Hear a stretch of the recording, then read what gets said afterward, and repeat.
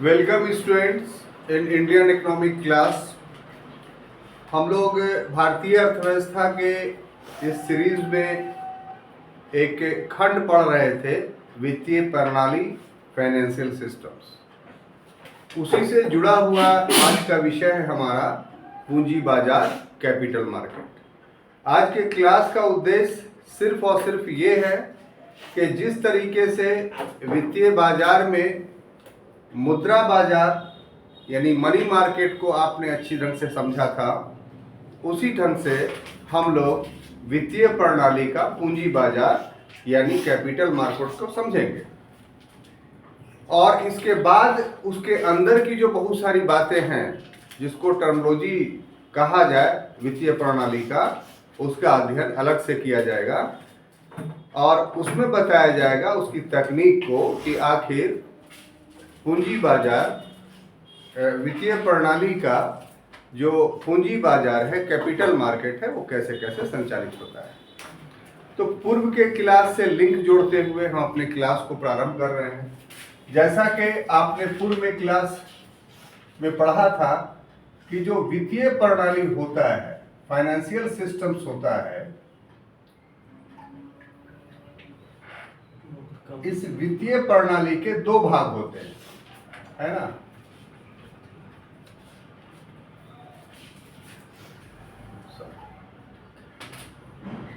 जो financial systems पूर्व में पढ़ चुके हैं,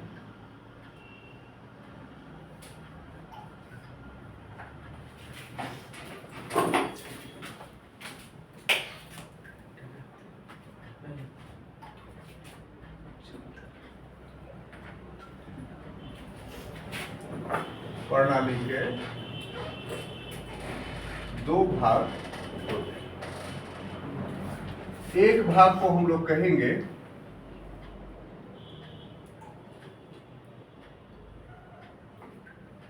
मुद्रा बाजार,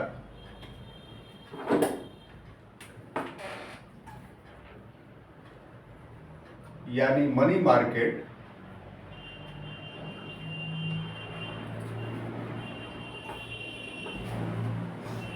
है ना।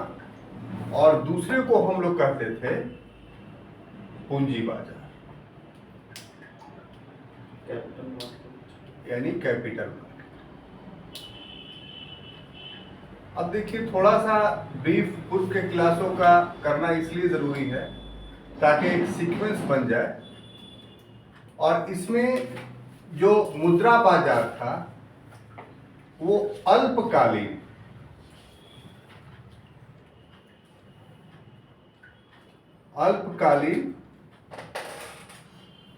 मौद्रिक व्यवहार करता था, मौद्रिक व्यवहार करता था। और इसका क्या था कि ये मध्यम और दीर्घकालीन, है ना, मध्यम और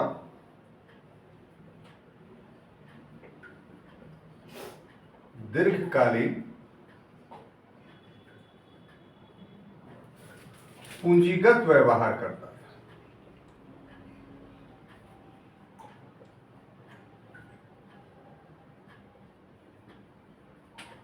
अब देखिए, इससे जुड़ी हुई एक बात और सीक्वेंस बनाने के लिए कि इसका जो संस्था था मुद्रा बाजार का, वो सर्वोच्च स्थान पर रिजर्व बैंक ऑफ इंडिया था। याद पड़ा है जो पूर्व में हम लोग पढ़ चुके हैं, रिजर्व बैंक ऑफ इंडिया।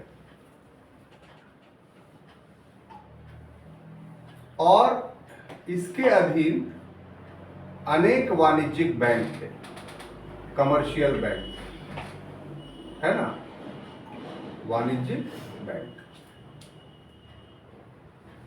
यहां हम लोग देखते हैं कि पूंजीगत व्यवहार के लिए जो संस्था होती है,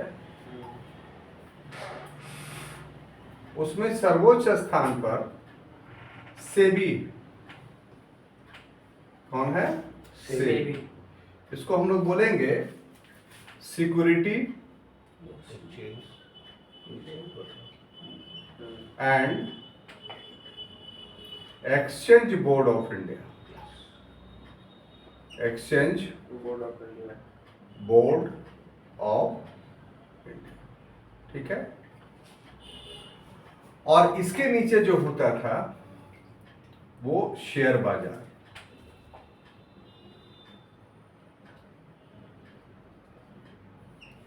क्लियर? तो पहले एक भूमिकीय रूप से ऊपरी तौर पर हम लोग पूंजी बाजार को समझने के लिए जो एक तथ्य आपके सामने लाए हैं वो ये कि एक्चुअली में पूंजी बाजार, कैपिटल मार्केट हमारे वित्तीय प्रणाली का एक भाग है। तो उसको एलोबरेट करने के लिए हमने इतनी बातें लिखी हैं और उसमें हमने आपको बताया कि जो वित्तीय प्रणाली है वो एक्चुअली में वास्तव में दो भागों में बटा हुआ है। उसका एक भाग मुद्रा बाजार यानी मनी मार्केट कहलाता है और दूसरा भाग पूंजी बाजार यानी कैपिटल मार्केट कहलाता है। सिंपल सी बात है। अगर मुद्रा बाजार, मनी मार्केट की बात की जाए तो ये कैसा व्यवहार करता है, क्या काम करता है। यहाँ व्यवहार का मतलब ये है कि क्या काम करता है, कैसे काम करता है। तो अल्पकालीन पूंजीगत व्यवहार करता है या मौद्रिक व्यवहार करता है।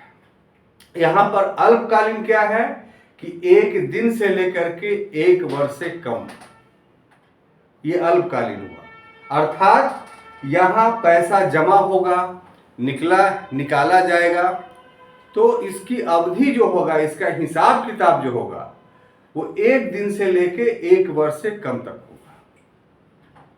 बात समझ में आ रही है? तो इसका अर्थ हुआ कि इसमें लिक्विडिटी बहुत पाई जाएगी। जो वित्तीय प्रणाली है उस वित्तीय प्रणाली के में तरलता को ये घटा बढ़ा सकता है। तरलता को घटा बढ़ा सकता है का अर्थ क्या है कि बाजार में मुद्रा कम कर सकता है या मुद्रा बढ़ा सकता है। और उसके लिए इस बाजार का जो संस्थागत रूप है जो इसको हैंडल करता है वो सर्वोच्च स्थान पे रिजर्व बैंक ऑफ इंडिया है और इसके अधीन बहुत सारे वाणिज्यिक बैंक है। वाणिज्यिक बैंकों को हम लोगों ने अलग से पढ़ा है जिसमें देखा है कि लगभग 19-20 वाणिज्यिक बैंक हमारे देश में हैं और ये सब सार्वजनिक हैं। सार्वजनिक का मतलब सरकारी हैं। इसके अलावा बहुत सारे निजी बैंक भी हैं। इसके अलावा गैर वित्तीय बैंकिंग संस्थाएं भी हैं। तो ये सब जितने हैं वो सब किससे, रिजर्व बैंक के अधीन विनियमित होते हैं, रेगुलेट होते हैं और इनकी सारी गतिविधियां इन बैंकों की, इन संस्थाओं की क्या कहलाती है, तो मुद्रा बाजार। क्लियर? अब इसको हम लोग पढ़ चुके हैं पूर्व में बहुत डिटेल से, ठीक है। यहां दिखा रहे हैं इसलिए कि आपको पूर्व की चीज याद आ जाए। हमको आज की क्लास में इस पूंजी बाजार को एक्सप्लेन करना है। तो दूसरा जो वित्तीय प्रणाली का भाग है उसको बोलते हैं कैपिटल मार्केट, पूंजी बाजार। और ये क्या है, तो ये मध्यम और दीर्घकालीन पूंजीगत व्यवहार करता है। अर्थात ये 5 वर्ष से लेकर के 20 वर्ष तक रुपये का लेन देन करता है। इसका अर्थ क्या हुआ कि इसका उद्देश्य इसकी तुलना में दूसरा है।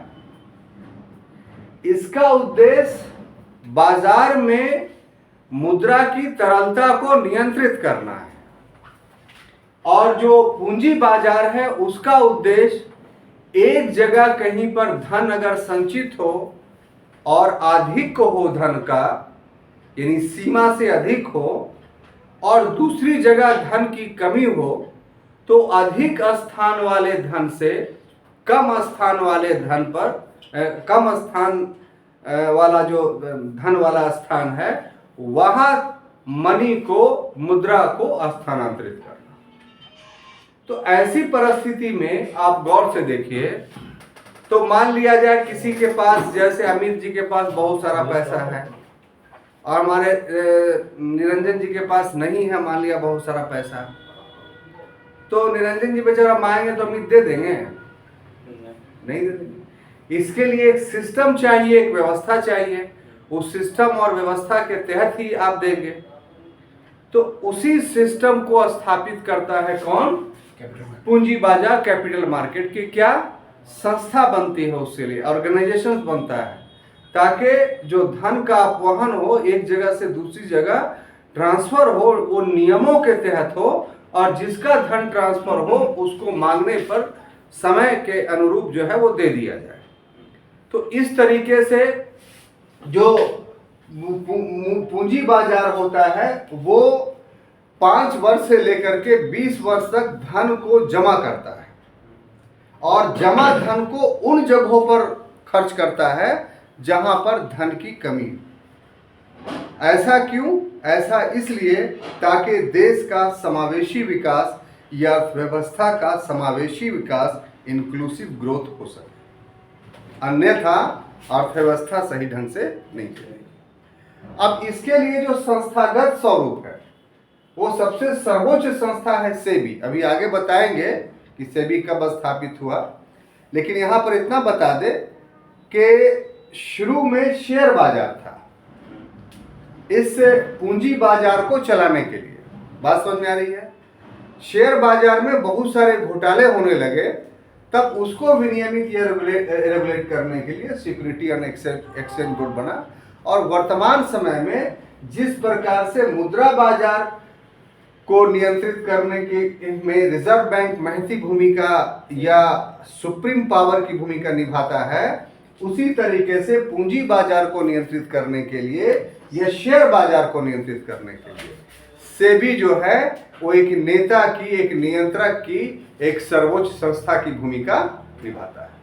तो हम समझते हैं कि परिभाषित रूप से अगर आप इसको देखा जाए, तो यदि आप देखेंगे तो वित्तीय प्रणाली में जो मुद्रा बाजार है और जो पूंजी बाजार है, उस व्यवस्था को आप एक्सप्लेन करने में सक्षम हो जाएंगे। अब आपको कोई भी नहीं रोक सकता है समझने में कि कोई पूछ देगा कि आखिर भाई मुद्रा बाजार या पूंजी बाजार क्या है, तो हम नहीं समझते हैं कि आप देने में सक्षम ना होंगे। बहुत आसानी से और सरल शब्दों में आप जवाब दे देंगे। ठीक है? तो जैसा कि छात्रों कहा गया है कि आज का हमारा विषय सिर्फ और सिर्फ क्या है? पूंजी बाजार। क्यों? क्योंकि मुद्रा बाजार को हम लोग पूर्व में पढ़ चुके हैं।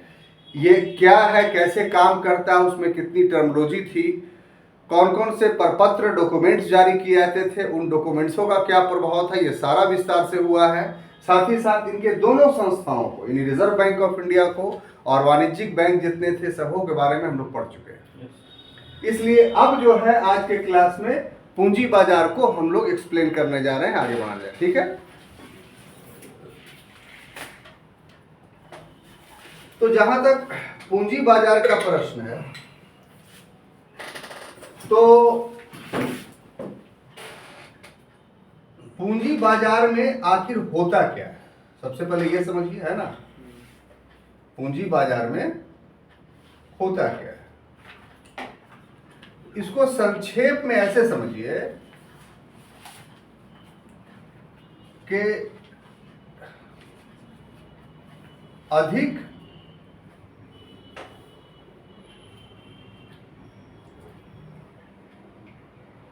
धन वाले क्षेत्र से,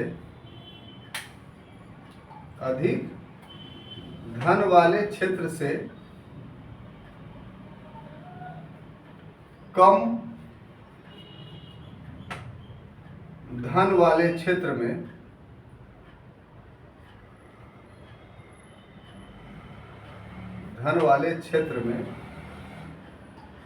धन का, यानी यहां धन का अर्थ क्या हो गया? पूंजी का।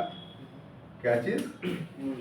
पूंजी का स्थानांतरण, यानी ट्रांसफर, स्थानांतरण होता है। अर्थात पूंजी बाजार क्या है? संक्षेप में अगर देखा जाए तो अर्थव्यवस्था में बहुत सारे जगह ऐसे होते हैं जहां धन अधिक होता है। ये व्यक्तिगत भी हो सकता है और संस्थागत भी हो सकता है। धन की अधिकता व्यक्तिगत भी हो सकती है और संस्थागत भी हो सकती है।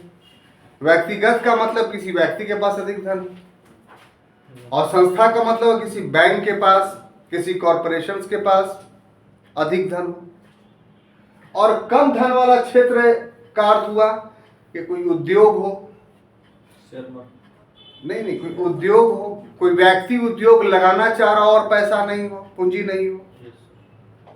तो यहां पर अधिक धन वाला क्षेत्र और कम धन वाला क्षेत्र का अर्थ ये हुआ। और एलोब्रेशन अगर करेंगे और इसको बढ़ाएंगे या सरलीकरण करेंगे, सिंप्लीफिकेशंस करेंगे इस तथ्य का, तो कुछ इस ढंग से अपने मस्तिष्क में बात को बैठा सकते हैं आप कि यदि कोई व्यक्ति कारखाना लगाना चाहता है, अगर लघु और मध्यम उद्योग लगाना चाहता है, तो हो सकता है कि उसके पास धन पर्याप्त मात्रा में हो, या नहीं भी हो तो कुछ धन वो बैंक से या किसी व्यक्तिगत संस्था से उधार ले सकता हो। लेकिन जैसे ही कोई व्यक्ति या समूह वृहत उद्योग लगाना चाहता हो, तो उसके पास धन की सक्षमता संभव नहीं हो पाती है, और जितने धन की आवश्यकता होगी उतना धन कोई एक बैंक या कोई एक वित्तीय संस्था नहीं दे सकती है। तब उसके लिए वो व्यक्ति या व्यक्तियों का वो समूह क्या करता है कि बाजार से धन मांगता है, मार्केट से धन उगाहता है। तो मार्केट से धन ऐसे ही रोड पर चलेगा, भाई पैसा दो, भाई पैसा दो, कोई दे देगा? तो मार्केट से धन उगाने का जो सिस्टम्स है, उस सिस्टम्स को आपको समझना होगा। तो मार्केट से कैसे धन उगाएगा, उस सिस्टम्स को जरा समझिए कि वो व्यक्ति क्या करेगा कि अपने कारखाने का शेयर जारी करेगा। शेयर का मतलब अंश, अंश हिंदी में बोलेंगे और इंग्लिश में क्या बोलेंगे? शेयर उसको। अर्थात इसका क्या मतलब होता है? इसका मतलब ये होता है कि वो 10 या 100 रुपये का एक एक परपत्र, एक एक डॉक्यूमेंट छपवाएगा और उसको बाजार में बेचेगा।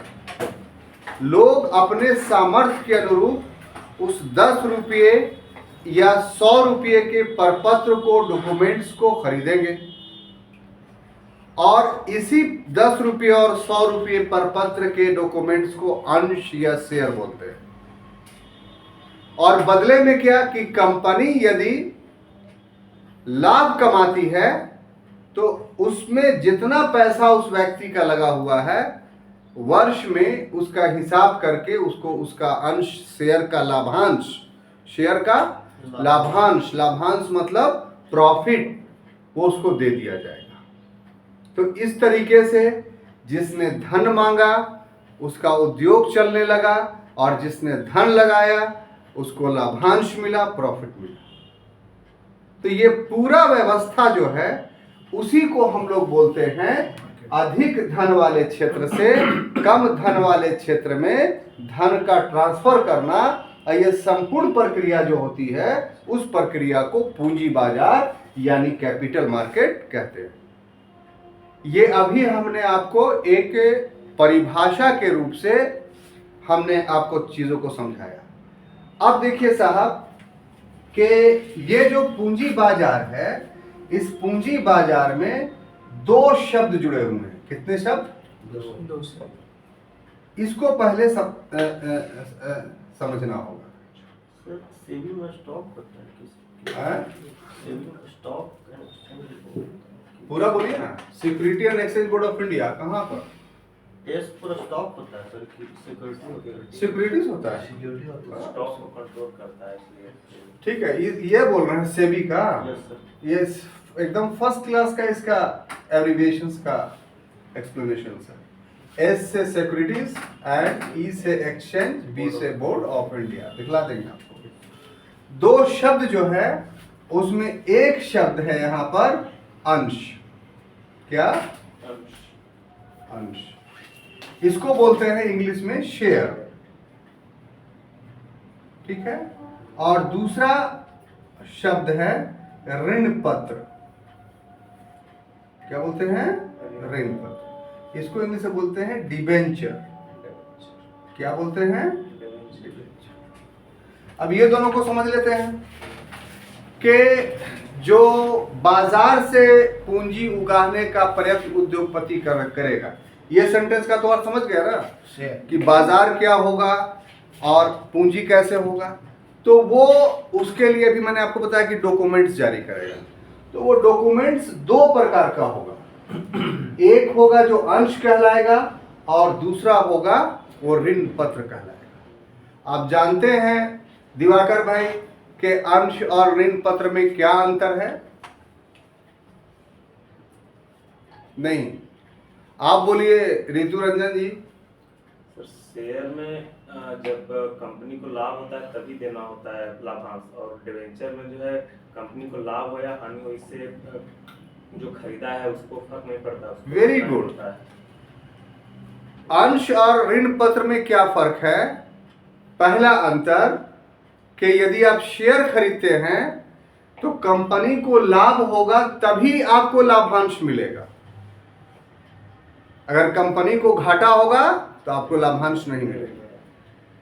लेकिन ऋण पत्र अगर आप लेते हैं तो इसमें एक फिक्स वादा करेगी कंपनी कि हमें लाभ हो या घाटा हो, इतना प्रतिशत आपको वर्ष में लाभ दे दिया जाएगा। क्लियर? दूसरा अंतर यह है कि अंश पत्र की ही बिक्री शेयर बाजार में होती है, ऋण पत्र की खरीद बिक्री नहीं। तीसरी बात यह है कि अंश पत्र यानी शेयर में जो खरीद बिक्री होती है उसमें कंपनी को कोई लाभ नहीं होता है, चाहे शेयर कितना में भी अधिक दाम पर बिके, उसमें कंपनी को कोई लाभ नहीं होता है। लाभ या हानि जो होती है उसका संबंध शेयर खरीदने और बेचने वालों के बीच होती है, और ये शेयर खरीदने और बेचने वालों का रूप का अभी स्पष्ट वर्णन थोड़ा देर में हम करते हैं। और जहां तक ऋण पत्र की बात है तो ये बिक्री शेयर बाजार में नहीं होगी। क्यों? क्योंकि इसको एक ही बार जो है वो खरीदा जाता है और फिर एक वर्ष के बाद इसका लाभ के साथ बेच दिया जाता है, फिर हम दोबारा खरीद देंगे। लेकिन शेयर कंटिन्यू होगा, एक साल खत्म भी हो जाएगा तो आपका शेयर जो है आप अगले साल अगर जारी रखना चाहते हैं तो कंटिन्यू होगा, और अगर आप लाभ कमा रहे हैं तो आपको बोनस शेयर भी दिया जाएगा। अभी थोड़ा देर बाद बताते हैं आपको। तो शेयर और डिबेंचर में ये फर्क है। क्लियर? अब यहां पर एक बात और बताते चले कि आखिर इसकी जारी करना या खरीद बिक्री का जो रूप है वो क्या है। तो इससे संबंधित जो है वो हम लोग शेयर बाजार पर आते हैं कि जो शेयर बाजार होता है वो, या कह लीजिए नहीं सॉरी, जो पूंजी बाजार होता है, ऐसे समझिए, जो पूंजी बाजार होता है, जो कैपिटल मार्केट होता है, वो दो प्रकार का होता है। कितने प्रकार का? दो प्रकार का। हम खोल खोल के पढ़िए तब जो है ज्यादा समझ में आएगा। तो इसका जो प्रथम रूप जो होता है ना वो प्राथमिक बाजार कहलाता है। क्या कहलाता है? प्राथमिक बाजार। प्राथमिक बाजार। हाँ, यानी प्राइमरी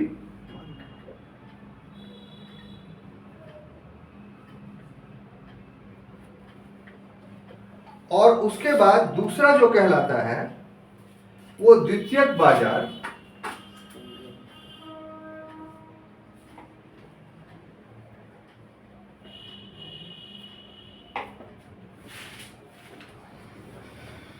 यानी सेकेंडरी। ठीक है ना? अब यहां से आपकी समझ और विकसित होती चली है। पहले समझते हैं कि क्या है प्राइमरी मार्केट। क्या पहले आप बोलिए तो, ताकि हम जाने कि पहले से पढ़े हैं कि नहीं जानते हैं आप सर। अगर प्राइमरी मार्केट सेकेंडरी मार्केट पूछा जाए तो चलिए नहीं जानते हैं, समझिएगा क्या। हमने पूंजी बाजार को एक्सप्लेन कर दिया।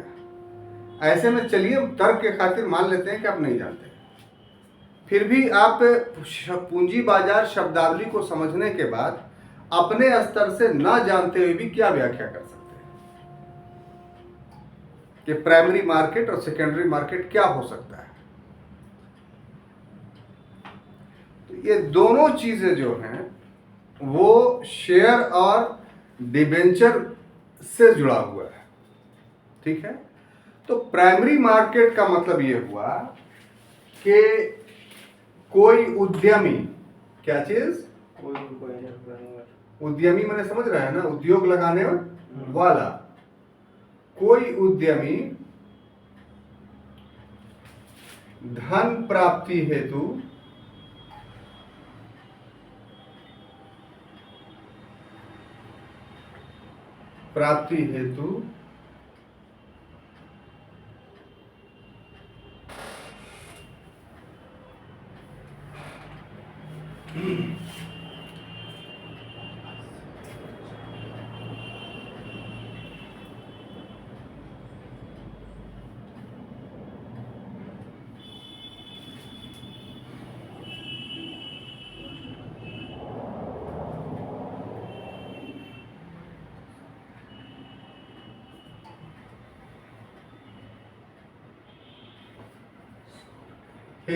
प्रथम परपत्र यानी पीआई, प्राइमरी इशू जारी करता है।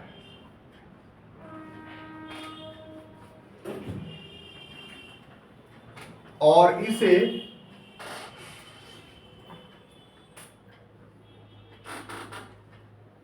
प्रथम बार खरीदा जाता है, प्रथम बार खरीदा जाता है,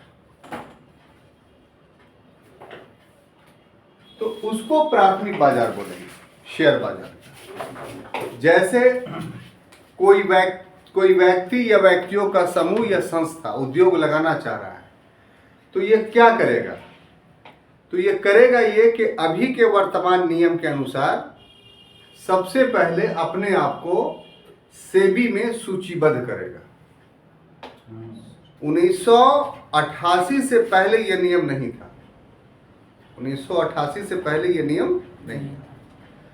1991 के बाद हर कंपनी को जो शेयर जारी करना चाहता है उसको सेबी में सूचीबद्ध होना वैधानिक कर दिया गया।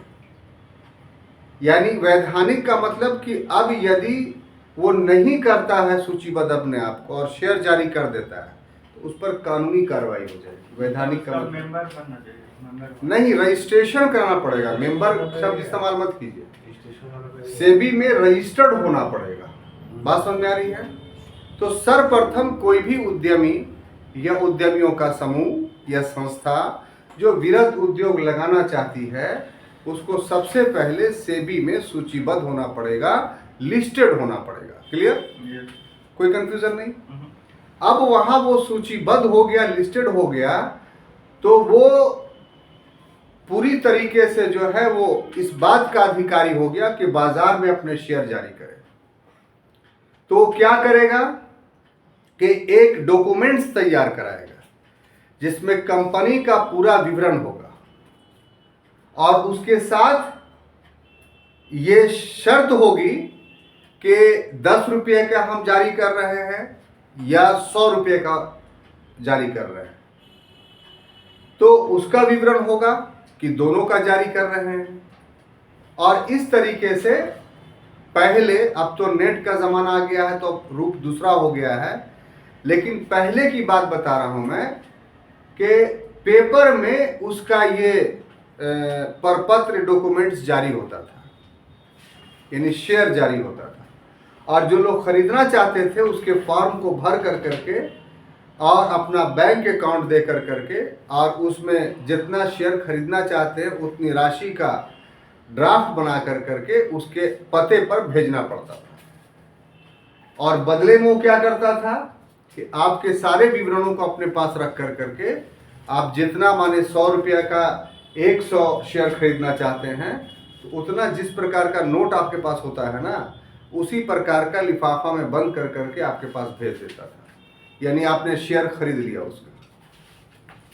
अब जब नेट का यानी इंफॉर्मेशन टेक्नोलॉजी का दौर आ गया तो ये चीज़ और सरल हो गया कि आप किसी भी कंपनी का शेयर एक क्लिक दबा करके अपने घर बैठे मोबाइल से या कंप्यूटर से आप उसको खोल सकते हैं और उसमें जो अनिवार्यताएं हैं उसको भर कर करके आप उसका शेयर फौरन एट ए मोमेंट खरीद सकते हैं। क्लियर? तो इस तरीके से ये जो प्रारंभ में शेयरों का प्राइमरी इशू का फर्स्ट इशू का जो खरीदा गया या संस्था के द्वारा बेचा गया, तो इसी को हम लोग प्राइमरी मार्केट बोलते हैं। बात समझ में आई? Any confusion? इसमें कोई ऑफिस की कोई ज़रूरत नहीं है, आपको ना ऑफिस जाना है ना कहीं कोई कार्यालय का दर्शन करना है। जब इंफॉर्मेशन टेक्नोलॉजी नहीं था तो पेपर के माध्यम से आपको खरीदना था, और जब इंफॉर्मेशन टेक्नोलॉजी आ गया तो अपने मोबाइल या अपने डेस्कटॉप या लैपटॉप के माध्यम से आप इसको खरीद सकते हैं। इसमें एक बात और जोड़ना है कि ये शेयर सिर्फ ऐसा नहीं है कि व्यक्तिगत रूप से ही खरीदा जा सकता है, यह शेयर कोई बैंक भी खरीद सकती है, कोई सरकारी संस्था भी खरीद सकती है, वित्तीय संस्था, अपने संस्था को मजबूती प्रदान करने के लिए। हम लोग वाणिज्यिक बैंकों में पढ़ा है ना कि वो अपने पास SLR के रूप में सिर्फ धन ही नहीं रखेगा, सोना भी रखेगा और परपत्र भी रखेगा, प्रतिभूति भी रखेगा। प्रतिभूति में क्या होगा, ये भी हो सकता है कि किसी कंपनी का शेयर वो SLR में रखे अपना कि मेरे पास इतना शेयर है। अब बात समझ रहे हैं कि नहीं रितु? पूरी तरीके से समझ रहे हैं बात? तो ये सभी चीजों को क्या बोलेंगे हम? Primary market. अब देखिए दूसरा कि सेकेंडरी क्या होता है। तो इसमें क्या, इसमें जो खरीद बिक्री होगी किस किस चीज की होगी? अंश पत्र और ऋण पत्र की, है ना? दोनों का होगा, अंश पत्र प्लस ऋण पत्र की। अंश पत्र क्या माने? शेयर और डिबेंचर की, है ना? शेयर और डिबेंचर की। अब देखिए द्वितीयक बाजार में क्या होता है कि इसमें होता है कि अंश पत्रों की, अंश पत्रों की यानी शेयर की पुनः खरीद बिक्री की जाती है, पुनः क्रय विक्रय किया जाता है, पुनः क्रय विक्रय किया जाता है।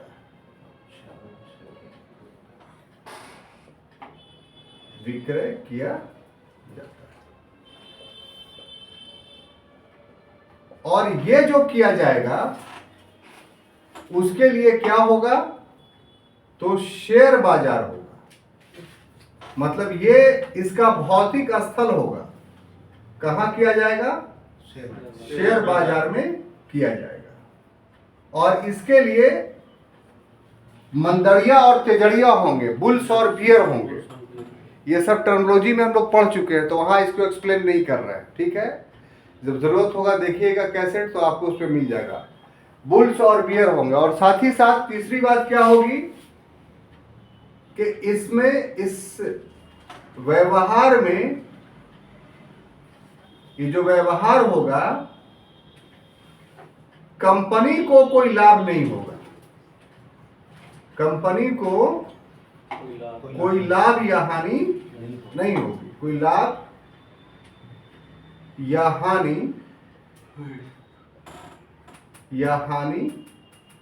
नहीं होगी, ठीक है?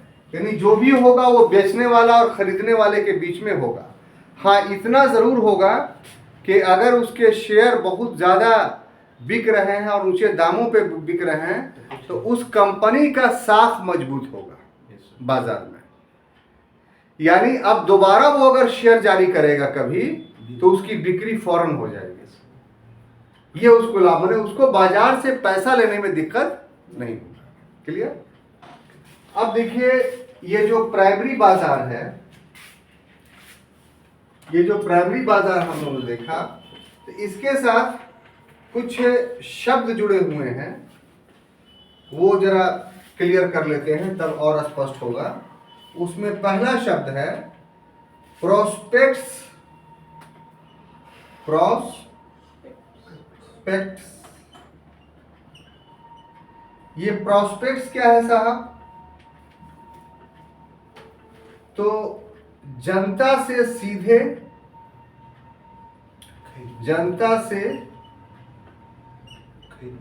सीधे धन लेना, यानी जो प्राइमरी इशू हम जारी किए और जनता से लिए उसको क्या बोलेंगे? प्रोस्पेक्ट्स। उसके बाद है राइट इशू। क्या? Right issue. ये राइट इशू क्या है साहब?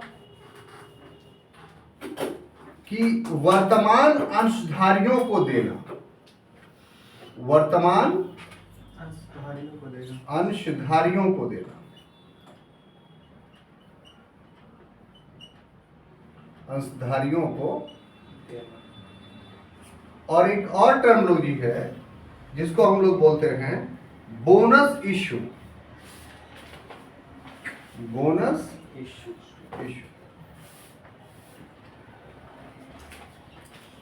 इसमें क्या होता है कि वर्तमान अंशधारियों को ही देना, वर्तमान अंशधारियों को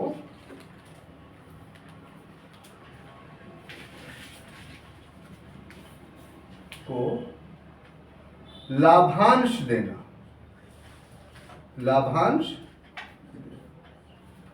तो प्राइमरी बाजार से संबंधित जो अभी अभी मैंने बताया कि ऐसा बाजार है जिसमें शेयर जारी करके जनता को बेचा जाता है, तो ऐसे आधार पे शेयर के 3 रूप होंगे। अगर उसमें प्रोस्पेक्टस यानी आईपी लिखा होगा, मतलब इसको कोई भी जनता खरीद सकता है। अगर उसमें राइट इशू लिखा होगा कि राइट इशू शेयर है, तो वही खरीद सकता है जो पहले से शेयर खरीदे हुए हो उस कंपनी का। राइट इशू अगर लिखा हुआ है तो वही व्यक्ति वो शेयर को खरीद सकता है जो व्यक्ति उस कंपनी का पहले से, उसी कंपनी का पहले से शेयर खरीदे हुए। ऐसा कंपनी इसलिए करना चाहती है कि अपने शेयरधारियों के संख्या में विस्तार नहीं करना चाहती, बल्कि संख्या वही रखना चाहती है और उसी संख्या में अंशधारियों के अधिकार में वृद्धि करना चाहती है। जाहिर सी बात है कि अगर ऐसा बाउंडेशन लगा देगा तो जो पूर्व का उसका शेयर होल्डर है वही खरीदेगा, और उसके शेयर के प्रतिशतता जैसे ही बढ़ेंगे तो हो सकता है कंपनी में उसकी भागीदारी और अधिकार बढ़ जाए। कोई किसी कंपनी का 50% शेयर खरीद लेगा तो बोर्ड ऑफ डायरेक्टर में चला जाएगा, वो एक सामान्य व्यक्ति नहीं रहेगा। तो इस उद्देश्य के तहत राइट इशू जारी करते हैं। और बोनस इशू क्या है कि बहुत सारे लोग ऐसे हैं जो कंपनी से धन को निकालते ही नहीं, 1 साल का जो लाभांश वो अपना ले लिए और रखे हुए हैं, तो इससे कंपनी को ज्यादा लाभ होता है, तो उससे प्रसन्न होकर के कंपनी उसको बोनस इशू जारी कर देती है। यानी और लाभ, जब कंपनी को बहुत लाभ होता है तो अपने अंशधारियों को बोनस इशू जारी कर देती है। क्लियर? अब देखिए साहब, ये तो यहां पर आपने देखा, इसमें क्या बातें होंगी? तो इसमें जो बातें हैं कि इसका जो द्वितीयक बाजार का संचालन होता है, जो द्वितीयक बाजार का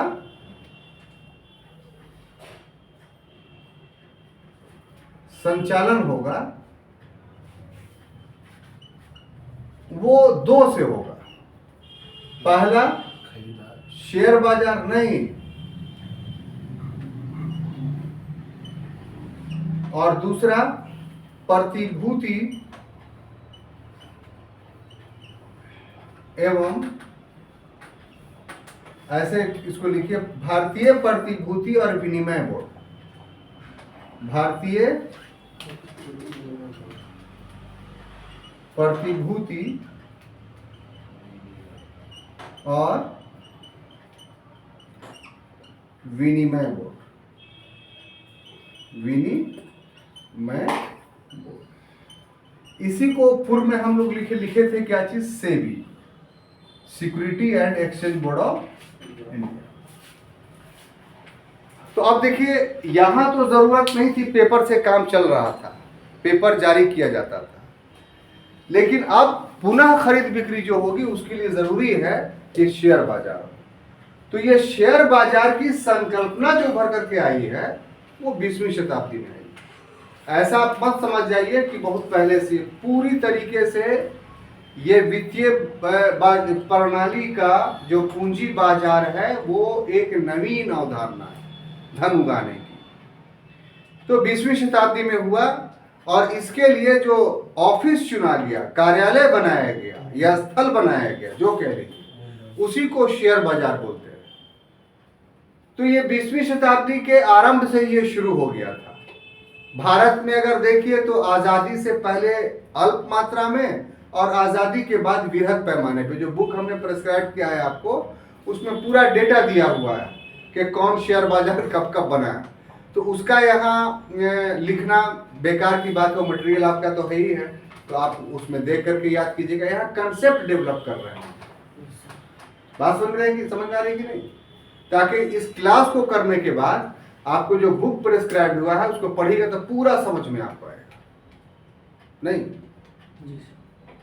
तो यहां शेयरों की खरीद बिक्री के लिए शेयर बाजार बन गया। कौन कौन शेयर बाजार बना, क्या बना, वो सब आपके मटेरियल्स में। लेकिन धोखाधड़ी होने लगी। धोखाधड़ी के परिवेश में आपको एक बताते हैं दृष्टांत। 1990-91 की एक घटना है भारत में। शेयर बाजार का बहुत बड़ा घोटाला माना जाता है और उसको हम लोग बोलते हैं हर्षद मेहता घोटाला। पूरी बात जानते हैं तो बोलिए, हम नहीं बताते हैं, अगर नहीं जानते हैं तो बताते हैं, बताऊं? तो हर्षद मेहता आरंभ में जो बंबई शेयर बाजार था, जिसको हम लोग दलाल स्ट्रीट बोलते हैं, वो जो जगह है, बिल्डिंग है या जो रोड है, उसको क्या बोलते हैं, दलाल स्ट्रीट। आज भी है वो, और न्यूज में आपको इसी नाम से आएगा। तो आज तो खैर जो ट्रेडिंग होती है शेयर बाजार में वो सब ऑनलाइन हो गया। सारे दलाल का बड़ा बड़ा चैम्बर है, ऑफिस है, और वहीं बैठ करके लोग शेयर खरीद बिक्री कर। पहले भौतिक रूप से दलाल को दलाल स्ट्रीट में जाना पड़ता था और टॉप सिक्योरिटी जोन था, उसमें आप नहीं जा सकते थे, एकदम गेट लगा रहता था और जो दलाल रजिस्टर्ड है वही अंदर घुसेगा और आप उसके बाहर में ऑफिस में मिल लेते थे कि ये लीजिए शेयर, बेच दीजिए इसको, या ये पैसा लीजिए, हमको कोई शेयर खरीद के दे दीजिए। तो वहां जाकर के बहुत पहले, आप बच्चे होंगे तो आपको याद होगा कि न्यूज समाचार में स्क्रीन में आप देखते होंगे शेयर बाजार का जब न्यूज चलता था तो 10 का 20, 10 का 20, जैसे लॉटरी बिकता है या फिल्म का टिकट बिकता है वैसे बेचता रहता था और दलाल एक दूसरे से खरीदता था। और फिर वहां वो फॉर्म भर करके रजिस्टर्ड हो गया तो उसके नाम से चला गया शेयर। पसीना पोंछते हुए बाहर आता था, हाँ लो बिक गया तुम्हारा, ये लो तुम्हारा खरीद लिया, लो ये शेयर, लो ये जो बेच दिया पैसा लो। लेकिन अब तो ऑनलाइन ट्रेडिंग हो रही है, तो अब तो आप भी कर सकते हैं यहीं गया में बैठे बैठे। तो अब मामला दूसरा हो गया। लेकिन जो भी हो, हर्षद मेहता जो था वो उस समय ऑनलाइन ट्रेडिंग नहीं होती थी, ऑफलाइन इसी ढंग से टिकट बेचने वाले रूप में होती थी। तो वो दलालों को चाय पिलाया करता था। कहाँ? दलाल स्ट्रीट। कौन? हर्षद। चाय पिलाते पिलाते जो है वो देखिए बहुत बड़ा बड़ा आदमी बन जाता है। टिप्स लेता सबसे। ऐसा ना आप भी चाय पिलाने वाला बन जाइए पढ़ाई छोड़ छाड़ करके, तो थोड़ा बताने में डर लगता है। समझ रहे हैं कि नहीं बात आप? तो चाय पिलाया करता तो सारी चीजों को जान गया वो। अब उसके बाद कैसे एन केन प्रकारेण वो खुद वहां का दलाल बन गया, छोटा दलाल। और उसने कैसे एक ही साल में बूम किया, या पूरे भारत का सबसे बड़ा दलाल बन गया, जो 20-20, 25-25 गाड़ियों के काफले से चला करता था, और जो सबसे बड़ी रोल्स रॉय जो कार होती थी उससे चला करता था। अनाप शनाप उसकी चीजें थी। तो वो करता क्या था वो जरा आप समझ लीजिए, उस टेक्निक को समझ लीजिए। ये कारोबार करने में बैंक की बहुत भूमिका थी। एक बैंक से और दूसरे बैंक से दूसरे बैंक। समझ गए? Yes sir. तो वो किया क्या कि कोई भी कंपनी का, उसके पास कोई पैसा नहीं था, किसी भी कंपनी का वो शेयर मान लिया 20 रुपए में चल रहा है, 30 रुपए में चल रहा है, 10 रुपए का, तो वो सीधा उसको 100 रुपए में खरीद लिया।